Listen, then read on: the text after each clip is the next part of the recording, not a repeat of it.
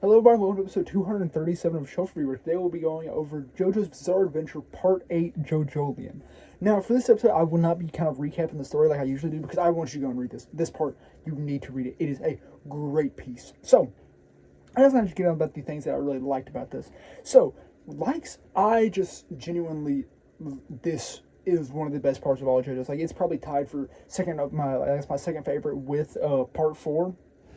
I don't think it triumphs over Steel Ball Run, but I guess I kind of have my reasons for that, and I'll discuss later on. But I love this part. It is genuinely a masterpiece, as of most of Araki's works are.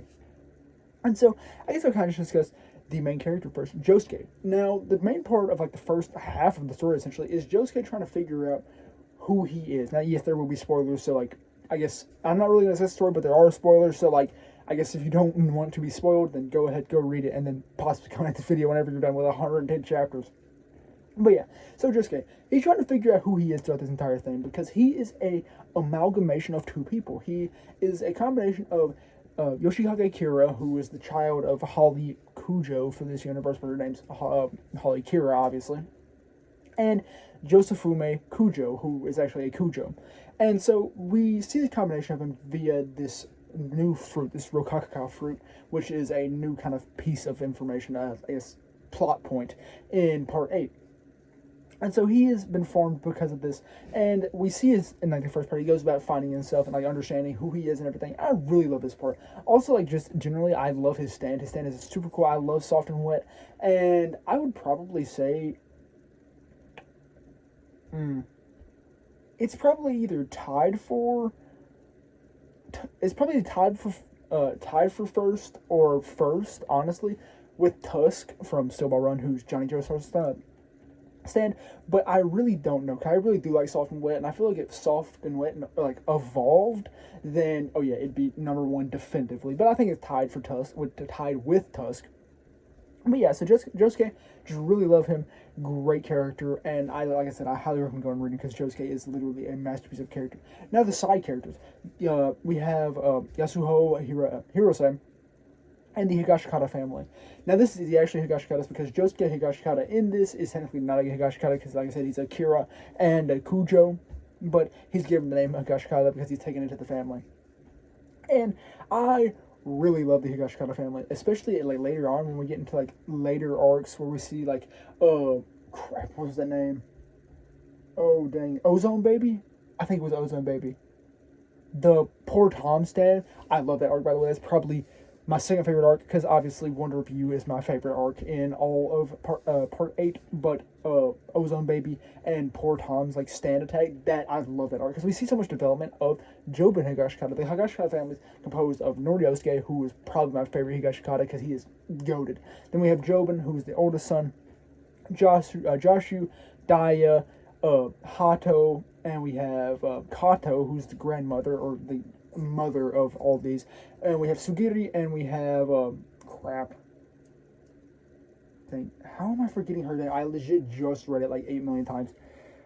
Oh my goodness. Kato, Hato. Oh my god, why am I forgetting Sugiri's mom? Mitsuba. That is Sugiri's mom, and Sugiri is the child of Jobin, so he's the grandchild of Noriosuke and Kato. But yeah, so there's all the Higashikatas. Besides Joshu, I'm not a big fan of Joshu personally, but I don't think anyone really is. Like, he doesn't have much character development. He's just kind of a weird kind of gag character through the entire thing. But like, the character development we see with Jobin and Sugiri, even Sugiri's a 9 to 11-year-old kid throughout this whole story, and we see development with Sugiri. I love how Sugiri is done, because like, he is a he, because in the Higashikata family, the eldest son always dressed as a girl until I think they're 12 years old to ward off evil spirits. But yeah, so like, I love how we see as Sugiri develops throughout all that, and like Sugiri in the beginning we see that Sugiri is a child, because he has desires and goals based off just stuff he's been told. He instantly absorbs it. He's like, yo, this is true. We see his innocence there and his naivety. And then with Jobin, like, Jobin doesn't necessarily develop. I mean, he does develop as a character, because he is focused on following one path throughout this entire thing, but he sees he has conflict with that and everything.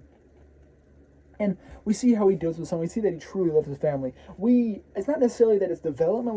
We learn more and more about Jobin throughout, so it appears to be development. Then, like with Noriosuke, we don't really see too much development, but we also see a really cool character play. I just really like Noriosuke. And then Kato's development is crazy throughout this, because from like all the way to like the very end, we're presuming that Kato she didn't kill a child.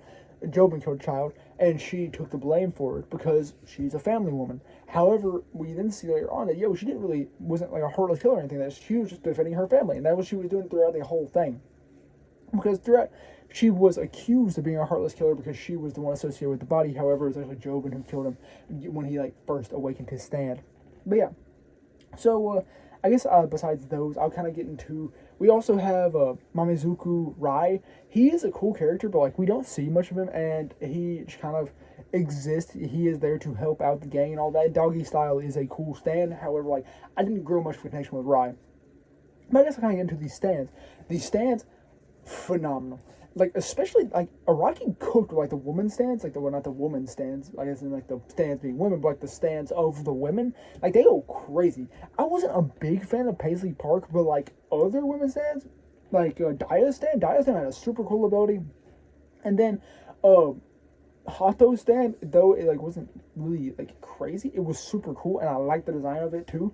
And then like we have other ones like Kato's stand. Kato's stand was super cool. I like the idea. It kind of reminded me of D4C having a little pocket realm in between cards. Like that was super cool.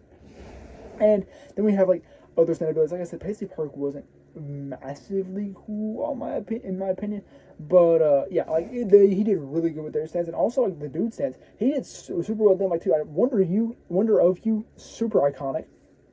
Then like we have other ones like Jobin's stand is pretty cool. I honestly really like Joshu's stand. I can't remember what his name is, but like it's super cool stand and all that. And Sugiri's stand is kind of cute. It's called Phantom Moon. Yeah, I think it's Phantom Moon. And it's just like a little frog, like I guess presents itself as like a little frog origami. So that's kind of cool. And I guess I gotta think what my favorite stand would be. Obviously, I really like Soft and Wet. Soft and Wet is super cool. And I'd say my probably favorite stand ability would probably be Soft and Wet. Obviously, I just really like Soft and Wet. And yeah. Now, like with some, I guess I kind of go to like the minor antagonists. I'm kind of skipping around here a bit, but I guess like the minor antagonists, which are the rock humans, because like the major antagonist is Toru, but Toru doesn't really appear until like only 30 chapters till the end. So he's technically the main villain, but I don't really feel a connection to him as a main villain. Now, like when it comes to the minor villains, great. I love the rock humans. The rock humans were super cool. You have Yotsuya, you have the twins, and then you have Aisho was his name, and then Damo. Damo was probably the coolest stand fight because it had like the most impact going behind it. But once he's beaten, it's kind of cool and everything. Now, Yotsu's was really cool stand fight as well. And then Poor Tom, obviously I said Poor Tom and Ozone Baby were my favorite out of like the definitive rock human. Like we have Toru, obviously is the main, but like out of the minor antagonist rock humans, Poor Tom's fight was probably my favorite. And now the stand fight to fight all with minor villains, Oijiro, who actually plays a role later on in the story, but I won't get too into that. He is really cool. Like I really liked his stand ability. It was very like super cool to be like one of the first stands we see throughout all of JoJolion, and it was a very like high stakes fight. I was like, I do not know what's gonna happen here. But yeah, so what else is there really to discuss? Now Toru, like I said, I like Toru's stand a lot. I really like Wonder You, but Toru, he is what keeps JoJolion from being like number one with Steel Ball Run, because he is no Funny Valentine, he's no Poochie, he's no Yoshikage Kira, he's nothing like that, because he comes out of nowhere really. Like yeah, he was there the whole time, but like he wasn't in the actual story. He was around Yasuho the whole time, but like he wasn't really important or I guess really connected to the story until like chapter 80, I think it was. So I am not a big fan of Toru. Like I said, Wonder Review is sick. I really love the concept behind Wonder Review, but I just don't like Toru. Like he doesn't really have anything going for him, and it's just a very meh final villain.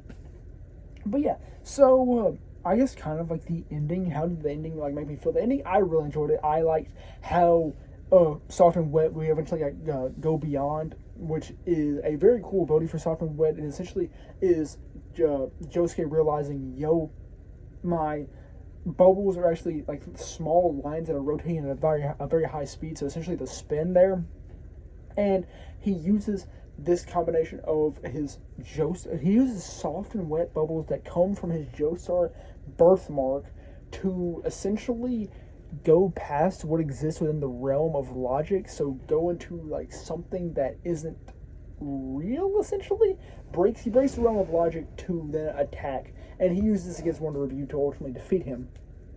Well, not ultimately defeat him, because Kato is actually the one who defeats him in the end.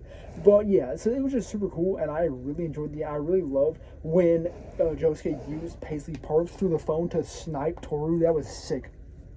But yeah, so what else is there? Like I said, I already told you my favorite arc. Probably my least favorite arcs. That's probably one of the big things. I've heard people mention about how the pacing in JoJolion was bad, or like the first part.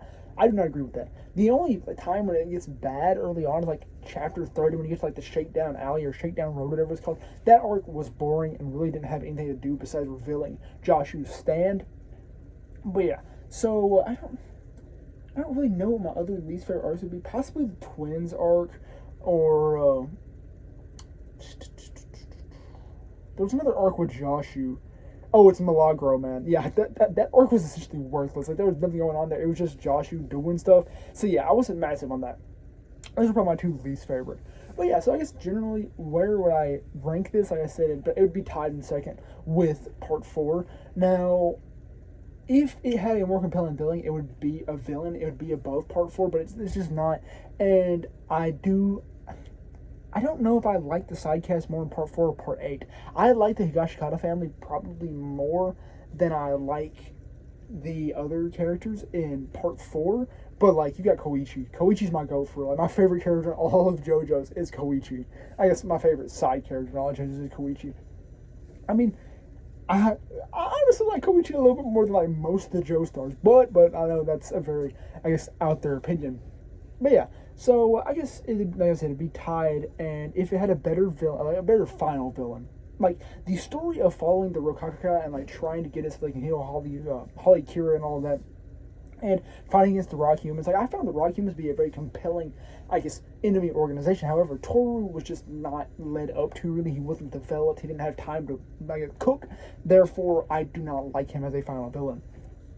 But that is not to say that the Rock Humans were a bad group of humans. Like, oh my gosh, a bad group of enemies. I genuinely really enjoyed the Rock Humans, and they're probably my favorite, I guess, alternative species in all of JoJo's. Like, I like the vampires and the Pillarmen are sick. However, I think the Rock Humans are even cooler. Like, the Rock Humans are super cool.